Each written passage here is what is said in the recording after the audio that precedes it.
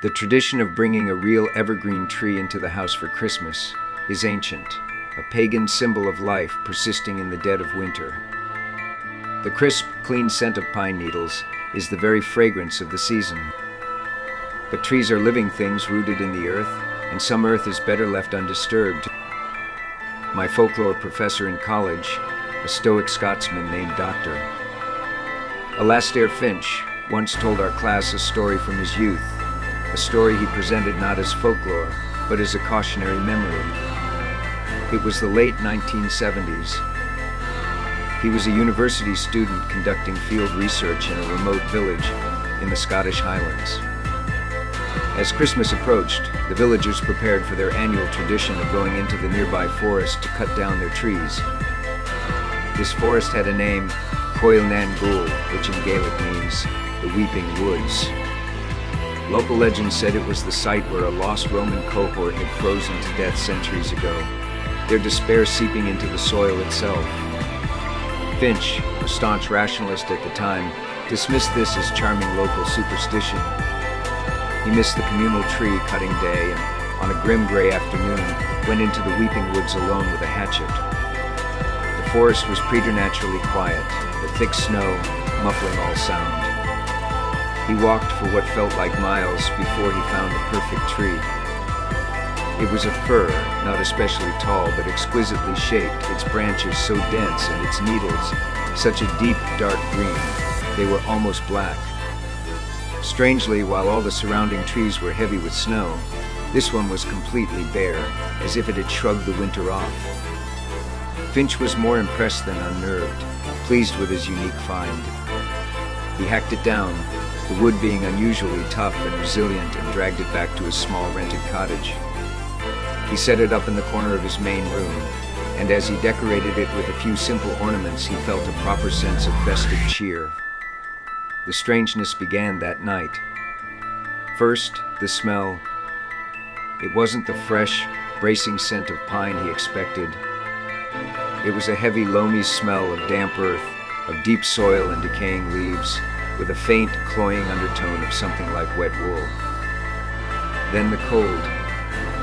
Despite the peat fire roaring in the hearth, a distinct pocket of cold air seemed to radiate from the tree, a damp, cellar-like chill. That night, Finch had a vivid, terrifying nightmare. He was lying in the snow of the Weeping Woods, paralyzed, while figures in tattered Roman armor stood silently around him, their faces obscured by shadows, watching him freeze.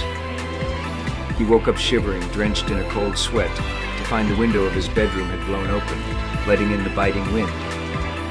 The next day, he noticed something on the floor beneath the tree. A small, muddy puddle. He assumed it was just melted snow, but when he went to wipe it up, he saw something glinting in the puddle. It was a small, crudely made metal disc, green with age. A Roman coin. His rational mind scrambled for an explanation. It must have been stuck in the roots, he reasoned, a fascinating archaeological find. But the unease was growing. That evening, as he was reading, he heard a soft, rustling sound from the corner where the tree stood. He looked up. One of the glass ornaments he had hung was swaying gently, as if touched by a breeze, though the room was still. He watched it, his heart beginning to pound, until it stopped. Later, he heard another sound. A soft, wet, dripping noise. Drip, drip, drip. He traced the sound to the tree. A thick, dark sap was oozing from the trunk where he had made the cut, a sap that was almost black and smelled strongly of iron. It was pooling on the floor, a much larger puddle than before. Finch was now genuinely scared. He decided that tomorrow he would drag the damn thing out of his house and burn it. But that night the nightmare returned, more intense than before. The Roman soldiers were closer, and he could feel the life draining out of him, the cold seeping into his very bones. He was jolted awake not by the cold, but by a loud crash from the living room. Armed with a heavy iron poker from the fireplace, he crept out of his bedroom. The room was freezing. The fire in the hearth had been extinguished, not burned out, but snuffed, leaving a pile of blackened, wet-looking peat. And the tree was different. It looked larger. The branches seemed fuller, reaching further into the room. And it was no longer decorated with his simple ornaments. Hanging from its dark green boughs were new things. Things that glinted in the moonlight streaming through the window. There were dozens of them. Small, tarnished Roman coins, bits of rusted metal that looked like pieces of armor, a leather buckle, a shard of what looked like bone. And near the top, nestled amongst the needles, was something that made him drop the poker with a clang. It was a human tooth, yellowed with age, with a dark root still attached. The tree was not just a tree. It was a living relic, a monument to the frozen dead of the weeping woods. And it was decorating itself with the remains of those it had consumed. As Finch stood there, paralyzed in horror, the tree began to move. The branches rustled and swayed not from a draft, but with a deliberate living motion. The earthy smell intensified, filling the room, and he heard a new sound, a low, collective whisper that seemed to come from the tree itself, a sigh of ancient, unending cold. He finally broke from his trance and fled, leaving everything behind, running through the snow-filled night back to the village, never once looking back.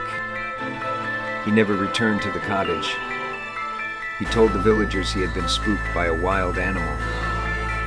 They just nodded knowingly. They knew the woods. They knew which trees to choose and which to leave strictly alone. Professor Finch ended his story there. He told us he believes that some things, some places are saturated with so much pain and misery that they develop a kind of consciousness. The weeping woods, he said, had not forgotten its dead, and that Christmas it had tried to add into its collection. So if you ever go out to choose a real Christmas tree, he advised, be careful. Listen to the feel of the place. And if you find one tree that looks too perfect, too dark, too alive in the dead of winter, it is best to just walk away. Because you never know what roots it has or what memories it might be decorating itself with once you bring it into the warmth of your home.